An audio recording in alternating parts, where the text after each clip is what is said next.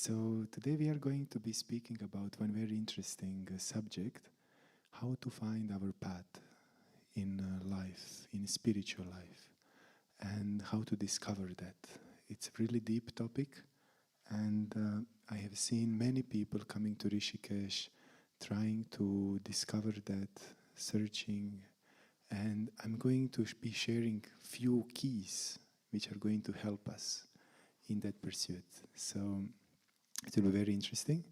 So before I start, because I'm going to speak about some very deep spiritual truths, I'm going to say a few invocations so that I can be an instrument in the divine hands and take the blessings of all of my teachers. If you know, you can repeat, otherwise you can just listen and absorb. These mantras create a bubble of auspiciousness so that no negative things can affect. It's called Mangala Charana.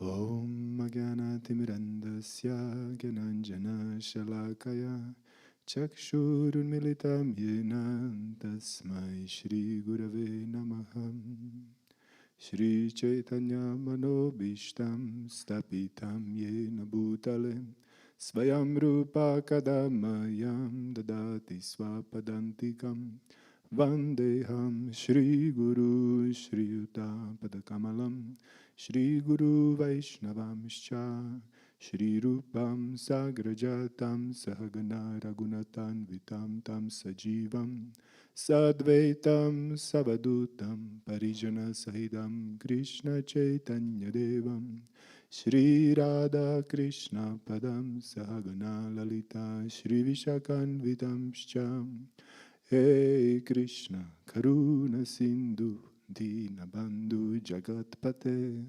Gopesha, Gopika Kanta, Radha Kanta Namostute, Tapta Kanchana Gorangi, Radhe Vrindavaneshwari, Vrishabhanu Sutte Devi, Pranamami Hari Priye. Vanchakalpatarubhyascha kripa sindhubhaivacha patitanam pavanebhyo vaishnavebhyo namo namaha Shri Krishna Chaitanya Prabhu Nityananda Shri Advaita Gadadara Shri Vasadi Gaura Bhakta Vrindam Hare Krishna, Krishna Krishna, Hare Hare, Hare Rama, Rama Rama, Hare Hare. Namo Vishnu Pada Krishna Krishna Padale, Shrimati Radhanata Swami Namini. Okay, so now should we dive a little deeper, huh? So, it's very interesting what I discovered when I started to practice and explore this Vedic wisdom is that it gives us many paths, isn't it? Like, it's not so common in the West that there is so many different paths that, some tradition is giving. Usually it's my way or highway, or you go to hell. But in Vedic, wisdom, it gives many paths, many different paths, even one tradition itself, like the Sanatan Dharma, the Vedic wisdom. So why it is that like that? Is it to confuse us? I will need you, Taruni, all the time on the mic because we will have a lot of interactions. So Taruni will be giving you a mic so that people can hear you also, and because we are doing a live streaming, so that they can also hear you. So please don't hesitate to share. If it's just short, she doesn't need to run to completely with mic, but if you want to share something longer, she will be there with you. So what would you say? Why is it? Quickly. Why the Vedic path, Vedic wisdom gives us so many paths? Is it to confuse us? To bewilder us? There's many unique beings. Many unique beings. Unique path for each one. Okay, so path for each one. These short ones I will repeat. Okay? Else, you all agree on that? I think that was very clear. Huh? I just try to act as a devil's advocate. So, it wants to help us actually to find our unique path. That each one of us is unique, and each one of us has a unique path. It's not that all of us should play same sport. So if I'm playing basketball, like you should all be a basketball players, And somebody likes ballet, oh no, you are just a girl, or somebody else likes something else. No. Every one of us is unique. It's a mundane example, but in a spiritual sense also, we all have different natures. And through those natures, we should be able to connect to that Supreme. So, I heard from some teachers that yoga is a science. You know what is the definition of the science? Who would say? Mahatma? I'm joking, he was raising the hand.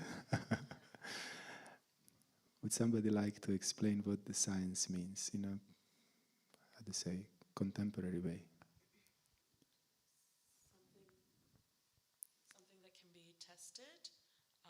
First, there's a theory that is put forward, and then it has to be tested, and then multiple pieces of evidence will come to support or refute the claim. Wonderful, thank you so much. So first we have a hypothesis, some theory, idea, then we test it, then we see that it works, and then we repeat it in control environment multiple times and see that the same result is there. And then we say, okay, this is how it works. So in yoga, do you think it also works like that? If you do something, do you get the result? Yes, I see many noddings, yes. So it is like that also. In spiritual science, it is also like that. Like you put something in practice and you get a realization, experience. And then you see that it functions. It should not be just a dogmatical belief system. Because many people are, can lost themselves in such ways. So why would we need a philosophy there? If it is a science, why do we need philosophy? Because, usually they say where the science ends, philosophy starts. Have you heard that saying? Yes, so usually philosophy explains things that science cannot prove. So it's a very interesting question. Why do we need, a philosophy? Why do we need theory? Even if science works, why would we not experience everything ourselves? Why would we need certain theory?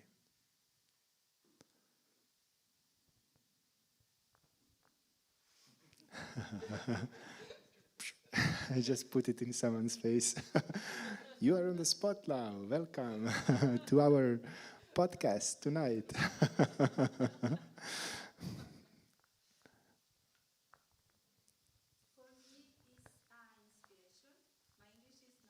No, that's very nice, very nice. We love when it's English, it's not 100%. For me, it's like an inspiration in the beginning because I pick up all my Wi-Fi contact that I have always, and I put attention to the other person, other lives, other times, and that opened my heart. And with that information, very small maybe, I have another vision. Okay, so you... I can take about that I am experience for that little space that I do. Pick up my Wi-Fi. When I pick up my Wi-Fi. Wi-Fi means your connection, spiritual connection. Okay, Wi-Fi. Good analogy. Yeah, it's interesting connection. So picking up spiritual connection, some insights, and through different life situations, getting those realizations, so that we can gather and grow and evolve. Okay, but why do we need to go to the school if we can discover everything ourselves?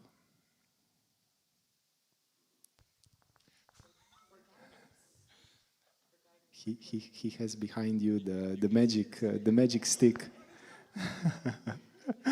Who is going to get the magic stick? For guidance and mentorship, for Okay. someone to know you and to then bring out the potential in you in your way, because everyone has their own unique way. So to teach and to learn is a special relationship. Okay. Thank you. Can you give the special stick to her? It's like having breadcrumbs lined up for us to reach the ultimate truth. Okay. We need that breadcrumbs in the starting journey, and then we eventually find the way ourselves. Okay, so it was very interesting because we need guidance, because it's very personalized, so that somebody can personally guide us. So that's the role of a guru, of a teacher. But it's very interesting also that even the physics and science is very not personalized. It's a universal laws. Usually we also go to school to learn physics. Why would we do that if we can discover all of that ourselves? Okay, so for short, mentor, no, for short ones it's okay. If somebody wants to give a longer answer, you put your heads up. But if it's a short 2-3 words, you can just speak. So guru, mentor.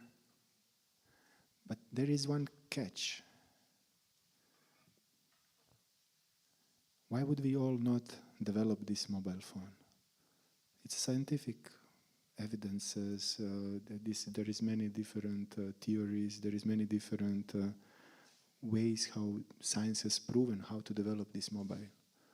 Why would we not do that ourselves? Everyone's confident of their own capabilities. Okay. You need specific guidance or specific person to deal with specific things. Like It is true. That is also like what we spoke before. We need specific things, but I want to get you going. We need the specific tools to make things, or in terms of spirituality, we need that tools. Okay, tools are there, but in like how to say, for you to be able to do something elaborate like that, maybe not just a mobile phone, but something elaborate to develop, you need a lot of what? Knowledge. We need a lot of knowledge. We have somebody there also wanted to share something?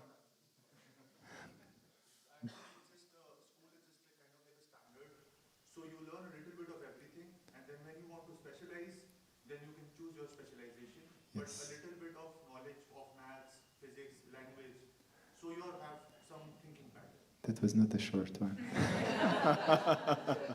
Don't hesitate to ask for a mic. So like we said that we in the school we learn a lot of different subjects and we specialize in each one specifically. So it's very close, but because like, can you imagine that that somebody who discovered one law of physics would be able to discover all of the laws that we know today? He would not be able to do that himself because it's such a huge amount of knowledge, like to discover everything by oneself. So even though we should experience things to get realizations, we also need to have knowledge, and we also need to have that guidance so that we could learn many other things, but we should not do that blindly. We should be able to experiment it and prove it. You understand what I'm trying to say? So trying to figure out one's own spiritual journey, it's a very difficult task. Because, it's also even more subtle than the science. Science is very gross. When science goes into just the mind, how it functions, it loses itself. What to speak about spiritual journey? It's a tremendous task for one person to figure everything out, even though it's possible. Theoretically, it's possible that one person discovers all the laws of physics and comes till now with all of these things so that he could develop this mobile phone and even understand it, what to say, develop it. If you would give this to somebody 200 years ago, they would think, what is this? It came from aliens. Can you imagine that, isn't it? Just 20 years ago. No, not 20, 30 years ago. They would think this is something from Star Trek. going around, like looking at the map, having all the hundreds of different devices that they were using before in one small palm. It's very difficult. So the point is, what I'm trying to say here, that we need theory to understand it, so that we could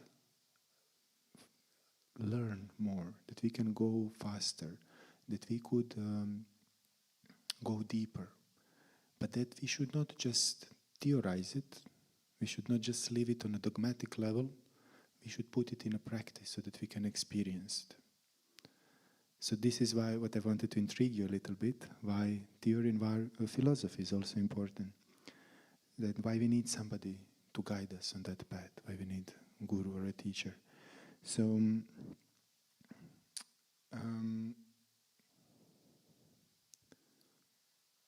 when we speak about these things, spirituality is as a process of self-realization, usually comes into the picture. As a process, how we can reach that spiritual goals and that journey. And discussing last 20 years with different people about this topic, I got so many different answers. What spirituality is. And I would like to hear what do you say. What is spirituality? It can be short answers for this, yeah. In my view, spirituality is a way of life, the way you live on a day-to-day basis. Okay, wonderful. So, the way we live, yes? Awakening of our consciousness fully and completely. Okay. So that we can feel close to the God, to the superior. Okay, awakening of the consciousness, connecting to the God. Somebody else? Don't be shy. There is many different answers. So connecting to our inner self.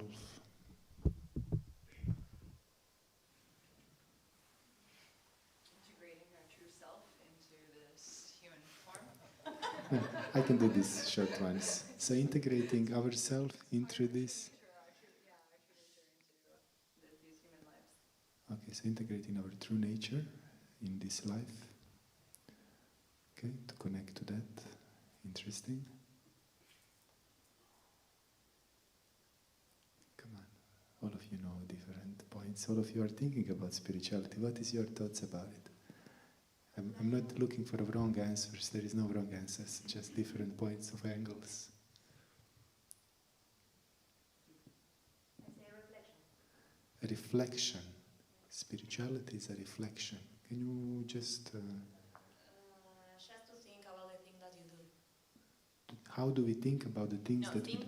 Think about the thing that you do. Okay, so thoughtfulness. Self-reflection, okay. Thoughtfulness, okay. I was reflection thinking of how you see it in a mirror. Good. Okay, somebody else? Understanding your purpose. Connection to anything beyond the material. Interesting. Connection to anything beyond material, anti-material substance. Experiencing yourself beyond mind and body. Okay, wonderful. Beyond mind and body.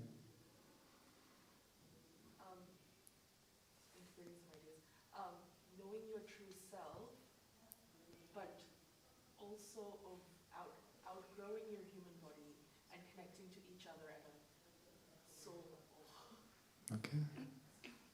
Okay, so interesting. Well, so what I wanted to, why I'm asking this thing, because we can look at everything from a different angles, even spirituality. Spirituality is like a loaded word. It has multiple meanings and people interpret it in many different ways, like some other words, like love. People have so many interpretations of what it is. So it's very important when we speak about philosophy and science and everything to define what we are speaking about, what we mean by that. So when we will be speaking about these questions, I will then guide you a little bit how to understand them more deeply. So let's start now with these questions. Are you ready? Okay. So I will ask you questions. You need to be... this was just a warm-up. It was first... warming up ourselves with the Kirtan, now it was warming up ourselves with the questions, so now you are ready, okay? So the first question would be, and these questions you can use to test any different path and any different teacher that you find and that you want to learn from. Because it's also very important, especially in the Vedic wisdom, that when we find a teacher, that we see that the teacher and the wisdom that we are learning is bona fide. That it's coming from from a truthful source. And it's very similar to how it goes in the secular world. Like when you go somewhere and you want to learn about physics, you would not go on the street and some beggar tells you, oh yeah, I know all the laws of the physics, And you say, yes, my Guruji, please teach me. You would not do that, isn't it? You would first ask, okay, but can you tell me where did you learn it from? Isn't it? You would ask, how did you found out about that? Who taught you that? Where did you saw it written? You would question a little bit. You would want to find out a little bit about the authority of that person. How much he was practicing his path, where he was learning it from. Did he just concocted it completely? It can be some complete mental concoction. Like today, you can just watch few YouTube clips and you think that you discovered everything, that you know everything, It happens. I saw so many people. And who are the loudest people? Those who know the less, the smallest amount of knowledge. They usually the first one who will say, yes, it's like this. Because those who know more, they will think, oops, there is much more depth in there. So I will be very careful to exclaim that I know something. When you see, if this is our circle of knowledge, this is unknown behind this. So this is what we see as an unknown. When this is our circle of knowledge, we see all of this as unknown. So we see, oops, wait. Before I answer this question, I should be very sure that, I took all of these things in consideration. So it's very important when we look for these teachers, when we look for the guidance, that we question. To see, is it, is it something that is solid, something that is truthful, something that is authentic? And these questions can help you. Those are universal questions. You can use it in any path, in India, in the West, everywhere. Questions given by the Vedic scriptures to help us in our guidance. So let's start now. This is all like a promo, PP, promotional program. So the first question would be, who am I? Very simple question, isn't it? Who am I? And when you approach somebody and ask him, please tell me, who am I? And he can explain this thing on so many different levels. Different philosophies, different teachers, they can explain this on very superficial ones, basing, like what we were speaking about spirituality. It can also, it's not that something is wrong, sometimes it can be completely wrong, that you see spirituality is killing people, or I don't know, so many things. It can be deviations also.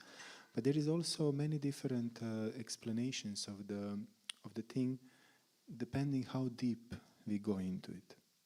So we can say that, who am I? What would be the most superficial explanation?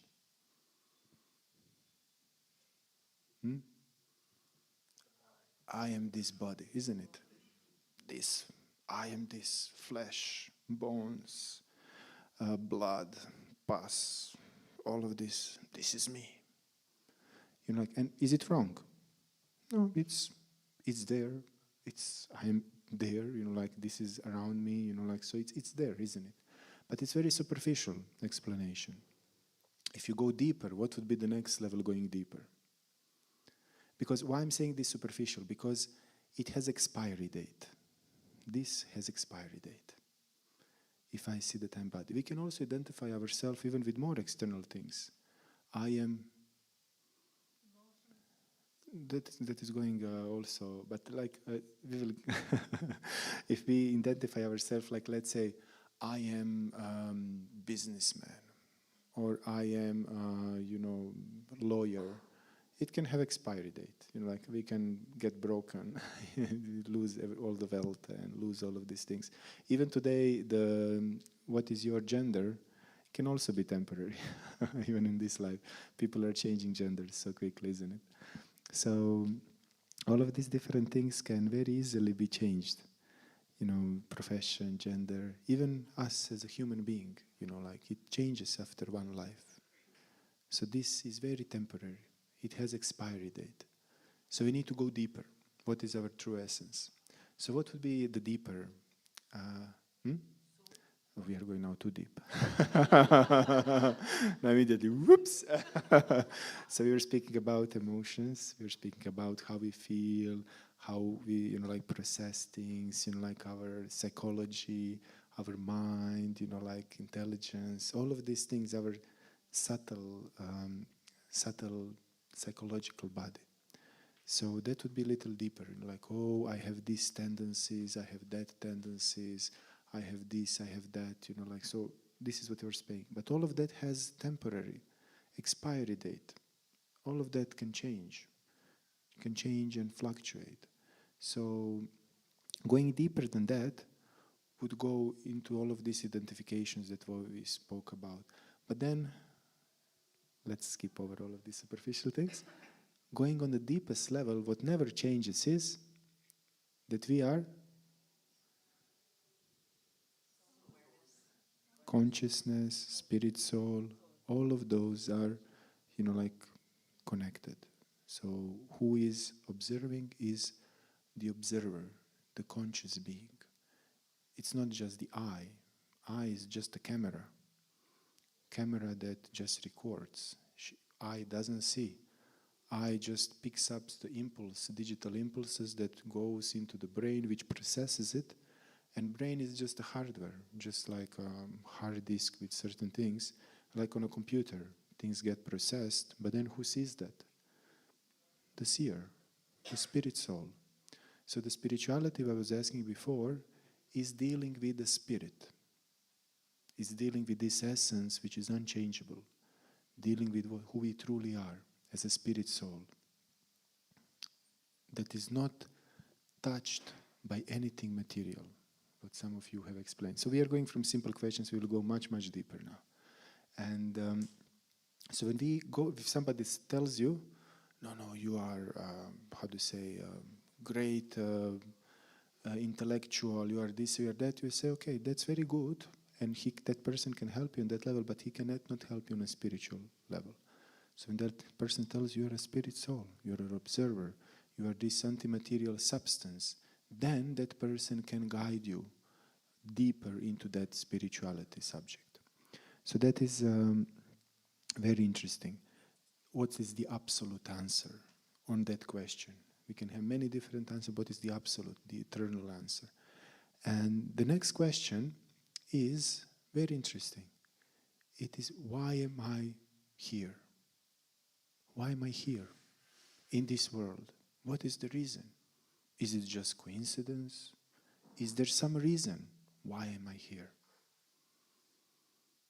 So what would you say?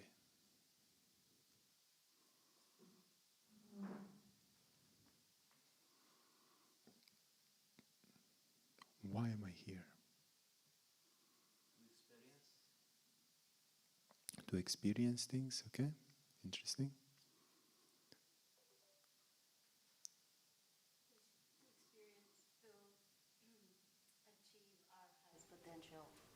To achieve our highest potential, okay? To love.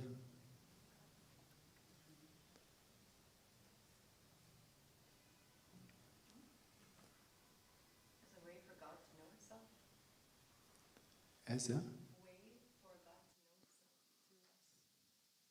Okay, so this is interesting answer. so that God can know himself. Very interesting answer. We will come to that, okay?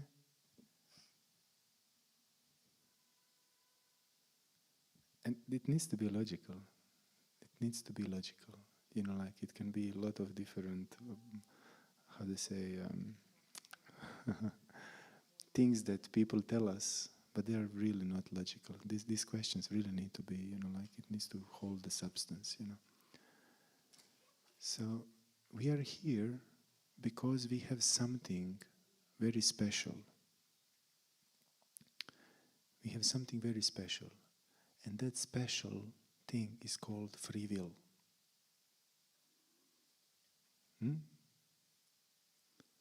So we have a free will.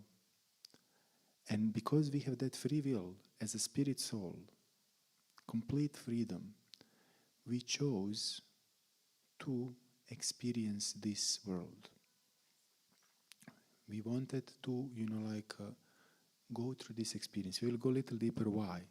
And different paths will answer different whys, but they will all agree on this, because we have that free will.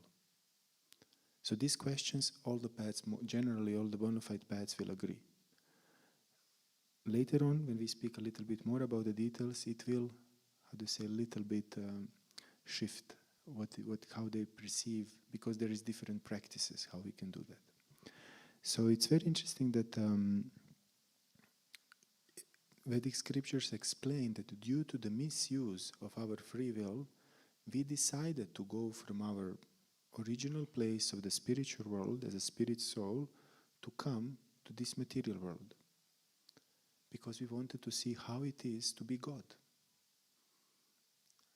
This is how it is explained, you know, like so that we can see how it is to be, you know, like having, controlling things, enjoying things, doing all of these different things. So we come here, but we come in a foreign environment for us as a spirit soul. And then the questions, sub-questions of these same questions, the same second question that you can also ask, why am I suffering? Because in this world, when we are there, we are suffering, isn't it? So we are suffering in a different ways. Of course, that today the medias, they are presenting always the most beautiful things.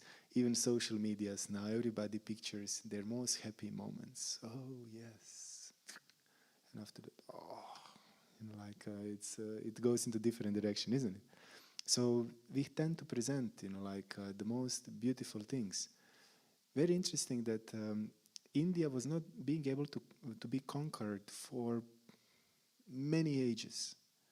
You know who? Because there was many different people who invaded India, but they could not conquer its culture. You know who changed the culture of India? One-eyed guru. You know what is the one-eyed guru? One-eyed guru. TV.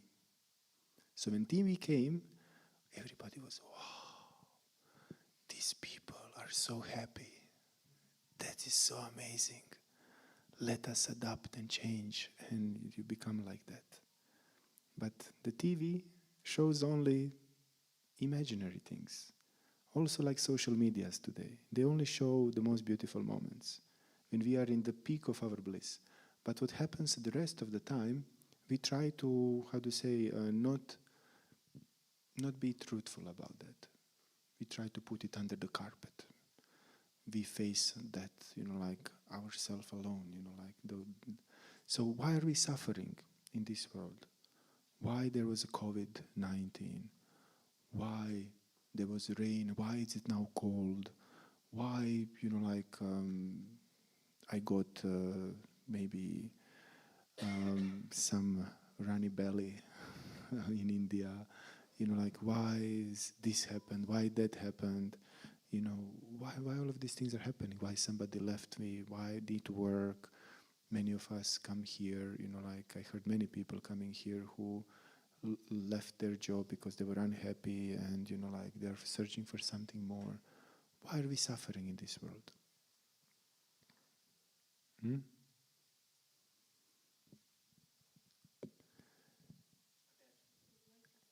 Attachments, expectations, desires. It's unnatural environment for the soul. Very interesting. So it's unnatural environment for the soul. Can you imagine that you take a fish out of water and you try to make it happy? You put it in a nice car, give it a nice blanket, give it a cocktail. What would fish do? Huh? It would be like, what's this? Give me water. I want to go back in the water. So this is our also condition. This is our, we need spirituality to make us truly happy. We try to enjoy this world. The medias are telling us, buy more things, you will be more happy. And we try.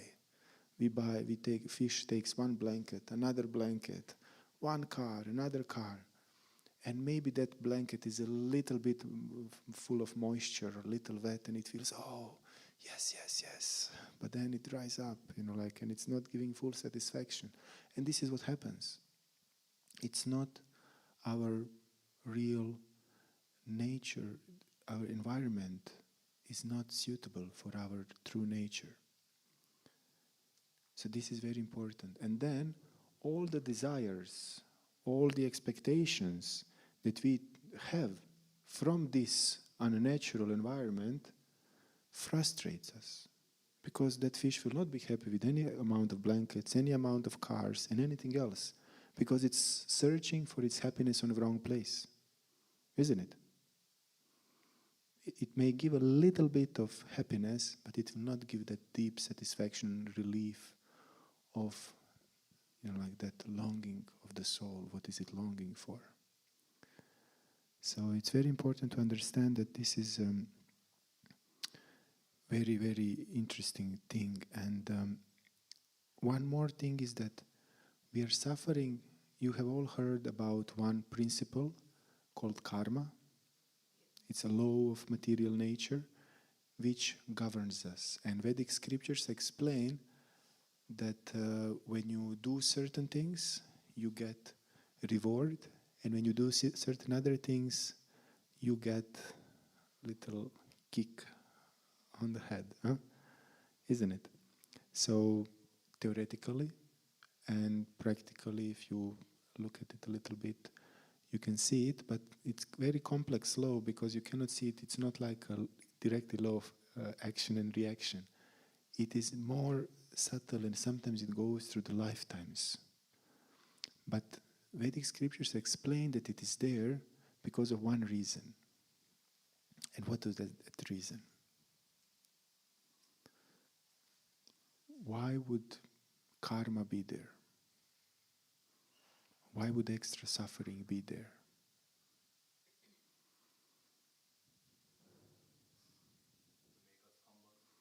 To make us humble, okay? Keep it check. Mindful and grounded. Sort of a spiritual deterrent. So? Spiritual? Scale of phenomenality. Cutting out the spectrum of this gargantuan phenomenality which we abide in. Okay. For justice. For justice. To maintain balance. To learn from what? To learn what? In which direction? The path that belongs to you, which is back to the water, even more closer, back to our true nature. Because our true nature is compassionate, it's loving. So when we are acting against our true nature, we get certain, stimulus to come back to it. It's not that the karma was given there that we suffer. Because, our true nature is full of love, full of compassion, full of kindness. And this law that is governing this material world, is there to help us to get back in tune with that true nature. So when we act according to our true nature, aligned with our true nature, we get rewarded. That is good, that is wonderful, that is beautiful. We are more compassionate. We do compassionate things, we get more, compassion from others in different forms. If we are selfish, greedy, lusty, exploiting others, we are going to get reactions to see how it looks like, how others feel. So when we hurt somebody, when we steal something, we get reactions so that we understand, oops, this is not nice. It's not very nice. I should be more compassionate. So this is what Vedic scriptures explain. Why we are suffering in this world. Because we are not in our true inhabitants, and we are also not acting according to our true nature. Okay? So all true paths will agree on these things. Now, the third question. So do you remember first two questions? Who am I? And why am I here, or why am I suffering? Yes. And the third question would be, can you imagine? What is goal of my life? Yes. Simple question, isn't it? And then now here starts a little bit of, different paths that different traditions are explaining. So, and we have many people fighting. Even in the Vedic traditions, we saw in the past fighting between each other, between different religions, between different spiritual paths. Because they say, no, it's like this. No, it's like this. Have you ever seen two people standing from opposite side of number 6? One person sees the number 6, and the other person sees 9. So who is right? Both are right. But they are fighting between each other. And there is one interesting story explained in the Vedas that explain this. When 5 blind men in the dark room are trying to describe an elephant. So one person is holding for his trunk. One person, and he is explaining, oh, this is very something like a rubbery, how to say,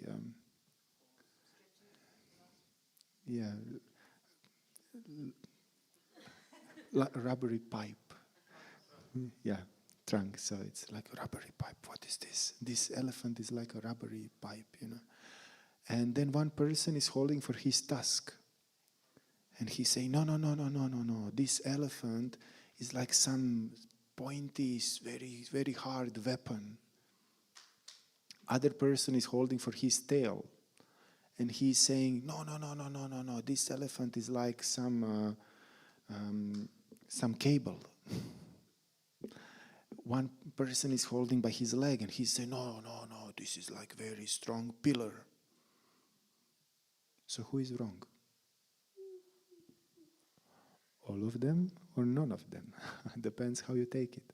But they're all speaking about different perspectives, how of their point angles of views of the same thing. Of course, if somebody is holding a chair, they will say, oh, no, this is like a stick. They will be wrong because they're holding the wrong thing. That also happens in spiritual paths.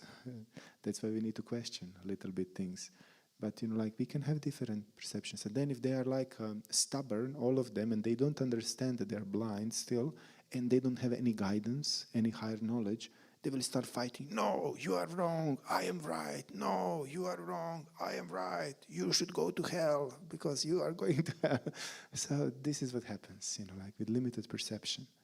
That's why it's important to have this deep understanding and guidance from the people who have seen the truth, who have seen the whole picture, And also like in the past and also in different, groups of spirituality, you can see, no, everything is one. No, everything is separated. No, we are this, we are that.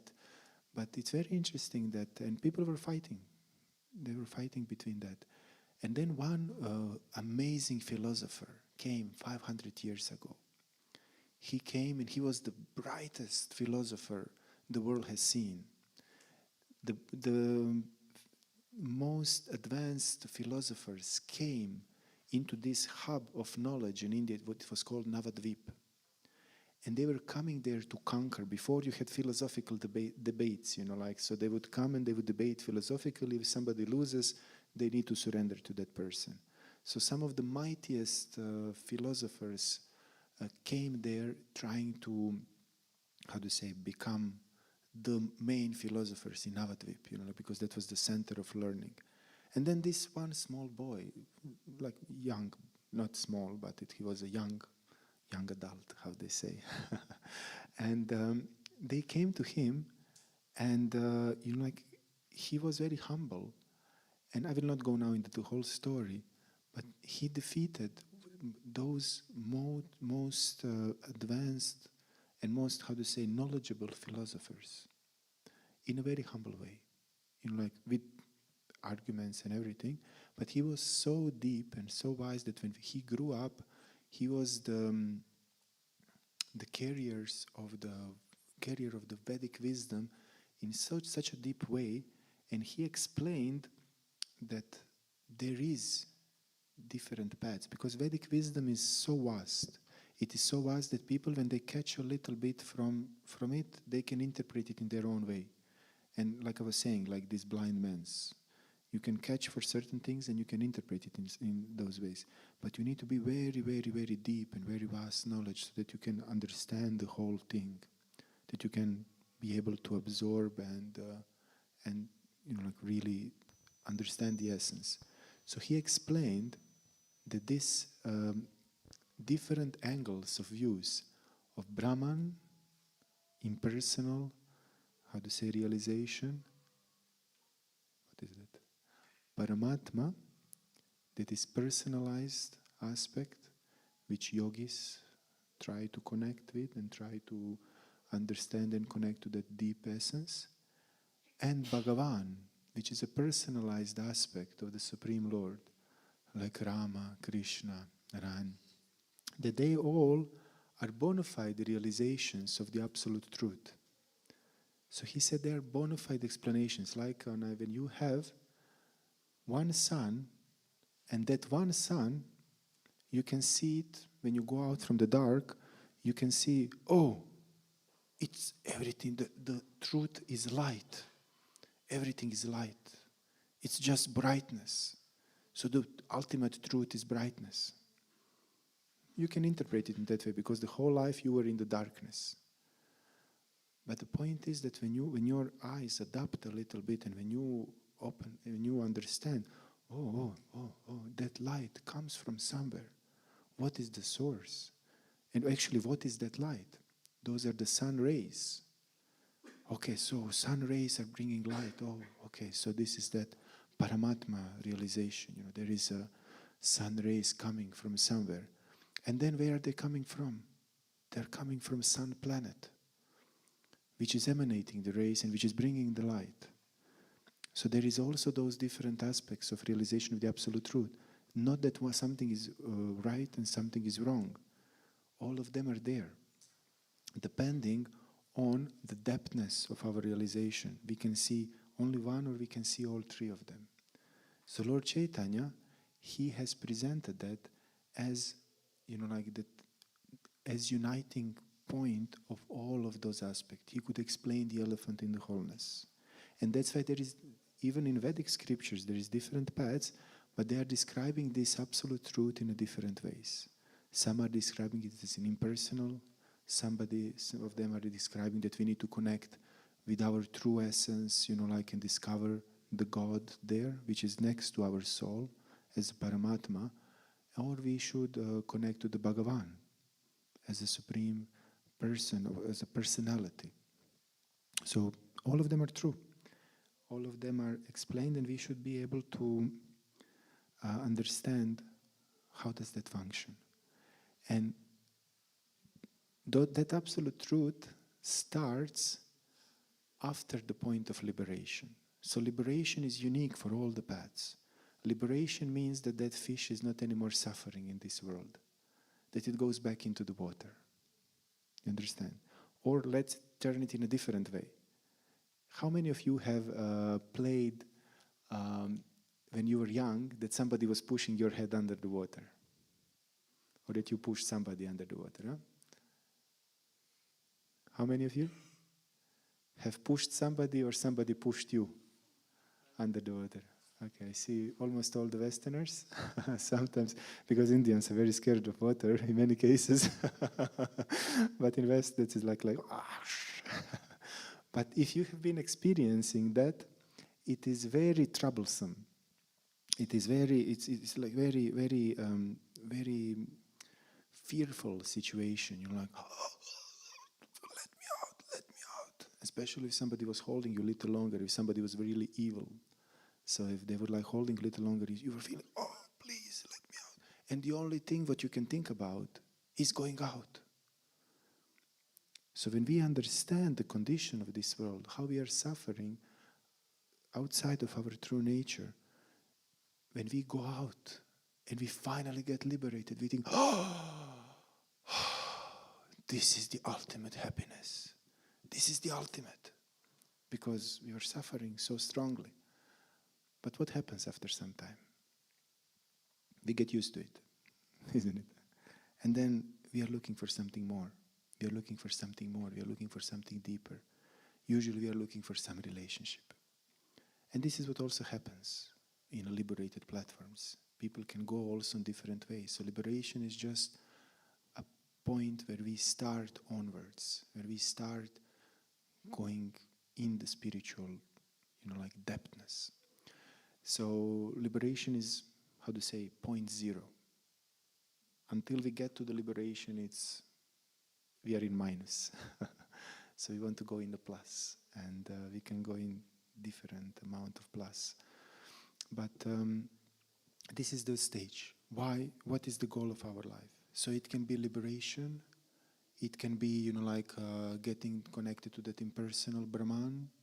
It can be connecting to the individual localized form of the Paramatma, of the Absolute Truth, or it can be connecting to the Bhagavan, to all the attractive, all, the Supreme Personality, the personality of Godhead. So we can go in these different ways, and different traditions will explain these three different ways. So you should not be confused. That's why I'm trying to explain them. All of them are bona fide, and you can see them in different paths. We just need to see in which one we want to go. We need to understand each one of them, why is it special. And we will go a little deeper later. But in Bhakti tradition, we are looking for the Bhagavan realization. Because I'm coming from the Bhakti tradition, we are looking for the Bhagavan realization because we consider that Bhagavan realization provides ultimate sweetness, love, and can fulfill our true nature to the depth, to the extreme depthness. Because all of us are looking for love and to be loved in the essence, which doesn't mean emotions. It means that pure acceptance, pure exchange of unselfishness, which pure love means transcendental. It doesn't have any tinge of selfishness, of trying to, do something to hurt somebody, to exploit somebody. It's completely unselfish, completely just for the benefit of other person. And that can fully satisfy our heart, can fully satisfy us as a spirit soul. And then when we understand, okay, this is the goals, what would be the fourth question to go deeper?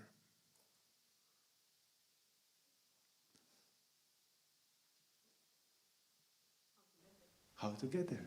How to reach that goal, isn't it? We understand who we are. We understand why we are in this world, why we are suffering. We understand, okay, we are suffering.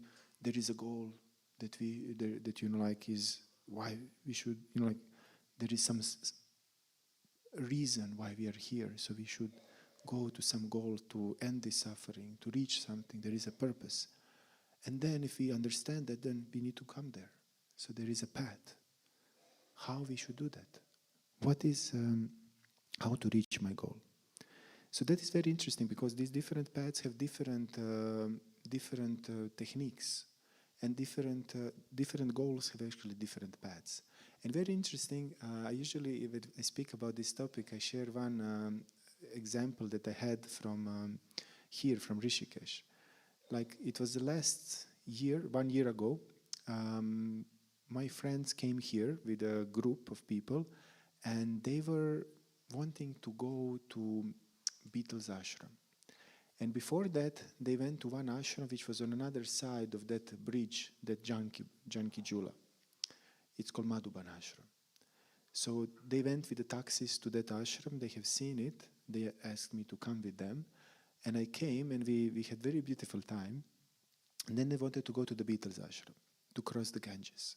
So let's use a comparison of crossing the Ganges as crossing from this material world to the transcendental world. And they were there. On one side of the Ganga, there was a Janki Jula, and the other side, you know how far Beatles ashram is, like a few minutes of walking from the Janki Jula. But because they came with the taxi man told them, oh, no, you came with me, you should go with me, I will drive you to the Beatles ashram. And I told them that is not a good idea. But they said, no, he brought us, let's trust him, let's go with him. So I said, okay, let's go. And you know what he needed to do? He needed to drive them all the way, that's almost to the Rishikesh market, all the way through the Tapovan, all the way through the Nilkant Bridge, through the Nilkant Bridge, all the way back, all the way to Janki Jula. And you know what was very interesting? It was super hot. It was April. And you know what happens in April? It's jammed packed. So they're driving from that side of Rishikesh to the Nilkant Bridge, which is like normal drive, maybe 10 minutes. It took them 1.5 hours in a traffic jam, in a scorching heat, so that they could cross the bridge, come on the other side and come back. That was the circumstance. They could just walk away through that bridge of Janki Jula and come to the Beatles ashram. It would take them 15 minutes, and it would be a very nice walk over the Mother Ganga. But there was one friend, can you imagine? Let's say that there is one friend, and he likes swimming. And he says, no, I will not go with the car. I will not go with the walking. I will go swimming. Swimming is the right way. That is the only way.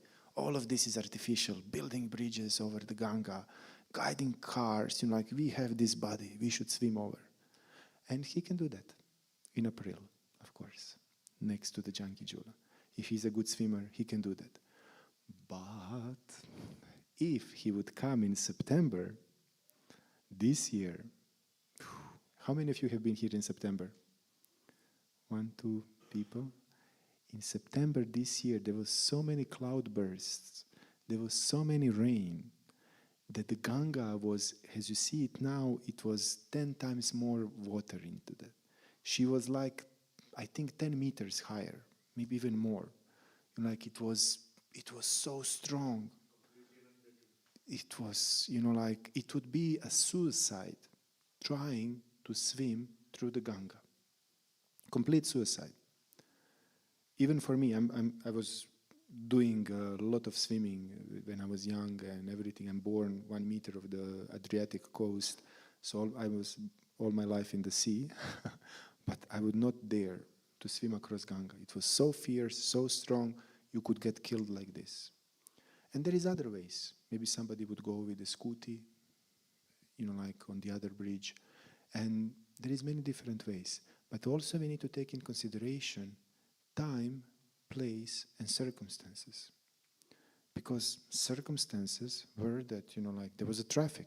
If they would go over with the car, they would get, totally burned, and they were totally disinspired after that.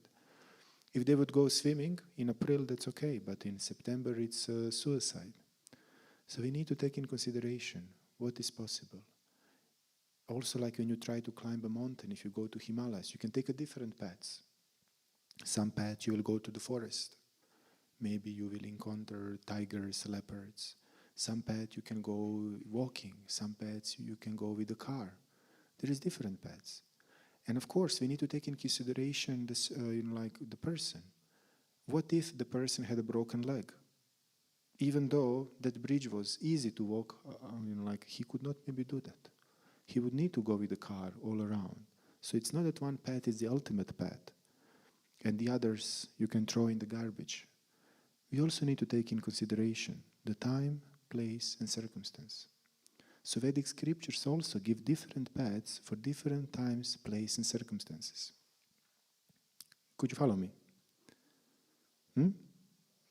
So Vedic scriptures give that.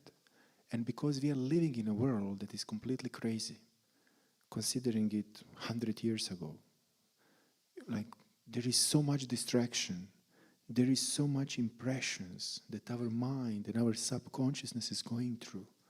Our subconsciousness is completely filled with all of these violent, impressions from the TVs, from all of the news, from the sexual harassments, medias, and so many different things. What to say all about these addictions, our attention spans, and all of these different things. So it's not the same like it was before, that people were completely in tune with themselves and with the nature, that they could go and turn off their minds and be meditating for a long period of times. Today is a completely different situation. We need to adapt to the situation itself, because our mind today is like this wild Ganges.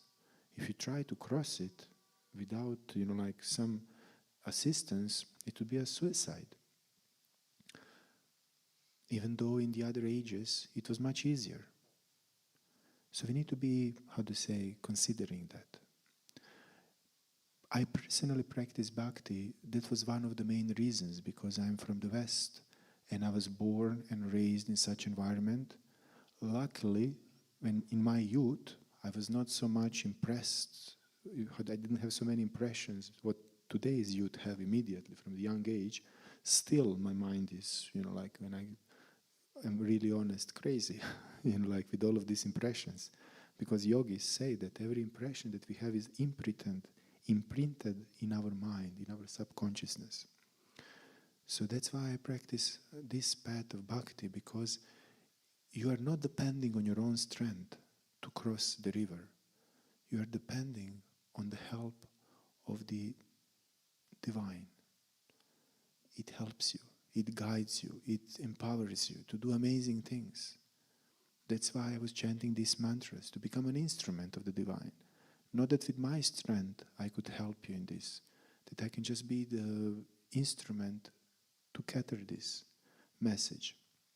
And in my spiritual path also, like it's always being humble, being transparent medium, trying to, not be the doer, the controller, that person who will do everything by his own muscles. It's more like, oh, mommy, and mommy comes. If the child is sincere, it comes. So it helps to go above our limitations. And there is a path how to do that properly. And in these different paths, there is, there is karma yoga, jnana yoga, bhakti yoga, and this because we are in Rishikesh, there is many subversions of dhyana yoga. It's Ashtanga, Raja, all of these other ones, which are focusing on meditation, calming our mind and, stilling it. So that all goes onto the dhyana. This is how Krishna explains in Bhagavad Gita as the summary of, but not just there, in many other ways you can see that. So all of them can be separated in two different categories. One is socially inclusive, and the other is socially exclusive. So the socially exclusive paths, they want to renounce everything. Everything is illusion. I should cut down my family attachments, I should give up my job, I should cut all the material attachments. So the Jnana path and the Dhyana path, all of these Hatha, Ashtanga and all of them, they are in that category. In order to achieve spiritual perfections, you need to give up all of that. No family, no jobs, none of all of these things. And I'm not saying that because I don't like that. I started my spiritual journey with Hatha Yoga and I still do it today. But I do it in order to purify my body and mind, to calm it down, to be healthy. But I don't do it as a process of self-realization because it is too difficult to do that thing for my conditioned mind, personality. Even though now I'm in India, me and my wife, we went from the West. Still, you can see how Tapovan looks. It doesn't look like it was before. Caves, forests. How many of you would be here if you would be sleeping in a forest, not in a nice hotel or a guest house? Having heating system in the winter. Nice food hubs of India and restaurants. Not sure many of us would be here. Even though it is a path. And we could come to that point. But we need to be ready for that. That's why we need to understand what is different of these practices and paths we need to take in order to reach the goal. It's not just about beginning. When I started my Hatha Yoga, I was completely happy. And I love Hatha Yoga. But when I understood what it takes to reach the spiritual perfection, I was, it's not for me. I'm not saying it's not for others. It's not for me. And I'm honest. And I saw that some other paths is more suitable for me, like a Bhakti. I'm speaking about myself personally. Each one of us is unique. And there is socially inclusive paths. I didn't went into the depthness of that because we can go even deeper, how Jnana Yoga treats material attachments and cuts them down, like completely, It's really sometimes violent. I'm not saying that it's wrong, but you need to be really sometimes very hard to your environment, to people you love, to the situations, to completely cut out all of the attachments. On the other contrast, you have Karma Yoga and Bhakti Yoga, which are socially inclusive, which don't require external renunciation. They utilize material energy in a spiritual way. Karma Yoga does that according to the duties. My duty is to do these things, and I don't want to do that because I'm attached, just because it's my duty to do certain activities. So there is different rituals, there is different things, that I should do, but I'm not doing it because I want to be attached. In the beginning, person may start because they want some opulence, some good things, but then they need to understand in order to reach some perfections, they need to completely be disinterested of getting any result. It's not about the result. And in Bhakti, it's even going step forward that we try to do these activities to please the Supreme Lord. Not because we want to enjoy, not because we want to do something for ourselves, but because we want to please the Supreme Lord. So Bhakti goes in that direction. So it's renouncing the intention behind, renouncing the selfishness, renouncing that aspect. Could you follow me? Okay. So it's about renouncing that. We are trying to do that for the pleasure of the divine, of the Supreme Lord, not for our own pleasure. And we can do different things. We can even work. Before, when I was in the West, I was running 2 organizations. I was employing 20 people. But I was doing all of this with a different intention. I was not doing it as my private job. I started social enterprise. I started a non-profit. I was doing certain things for the benefit of society. I was trying to, use these results to please the Supreme Lord and to please other living entities, to help them in their journey. That's why I was teaching thousands of people how to find their life purpose and different other things. So we can use all of these things. We can also have a family. I have a wife, and we can have also extended things. But we need to change our, consciousness with which we do that. It's not about enjoying it for our selfish purpose. It's about serving. So we renounce that selfish enjoying spirit. Could you follow? Different paths for different kinds of people. And through Bhakti path, we try to do that also like the other paths, accepting some favorable things, rejecting some unfavorable things. And it's very interesting that in Bhakti path, specifically, I'm speaking just that you get a flavor of one of those paths, is that when you are in amnesia, when you forgot who you are, something hits you on the head. In this world, how you wake up, you know what is the way? If you lose your, remembrance, they try to remind you through some strong emotional experience that you had, like through music, through some stories, showing you the loved persons, pictures and this and that. So in Bhakti, it's also like that. We try to go out of this amnesia by reminding ourselves about our true nature, hearing the beautiful kirtans of the glorifications and bhajans of the Supreme Lord, reading about and understanding who that Supreme Lord is. Can you imagine that you find out that you have in your life the closest relationship, the most intimate relationship with the most powerful person in existence, the person who loves you the most. We are not speaking about Steve Jobs or somebody like that. We are speaking about somebody beyond all of that. He can fulfill any of your desires. He loves us more than we can ever imagine. He wants to do everything for us. And He knows what is best for us because He knows everything. But we are still here, suffering. Why?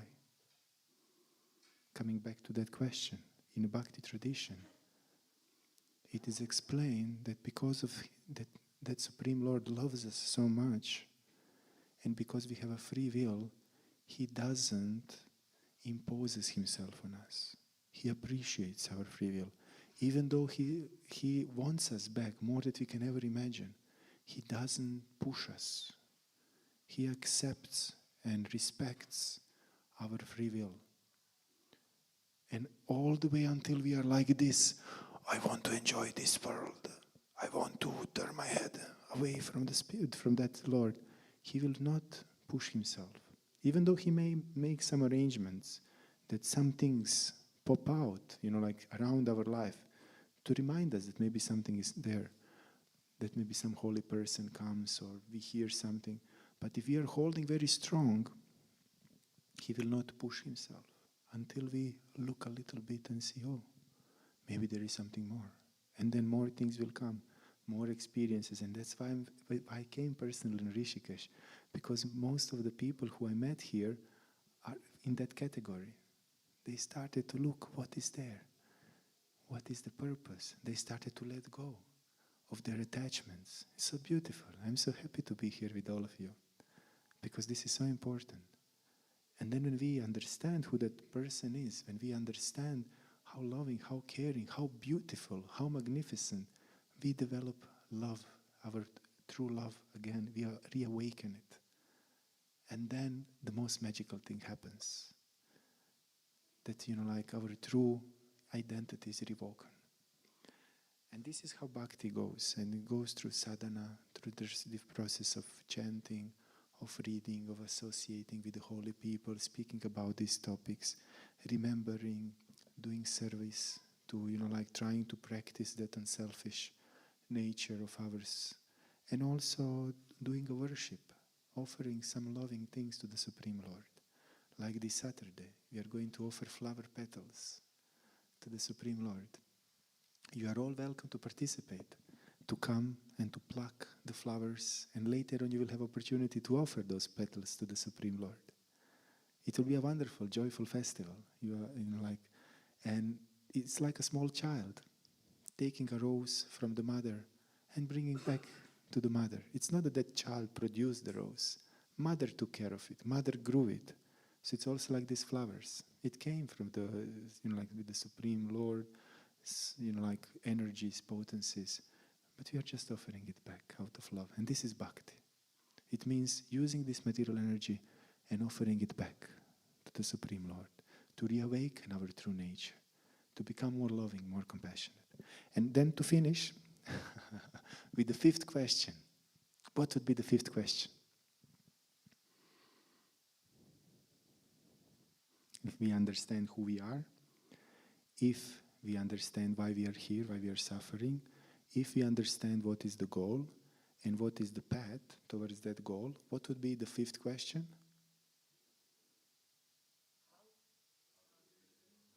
What happens when we reach there? Because we can know, okay, that is the goal, to develop relationship with the Supreme Lord. But what if we come there and He exploits us? Like we just become a servant, And today people think that servant is very bad thing, like somebody is exploiting us, we are a slave or something like that. But actually love means that we serve.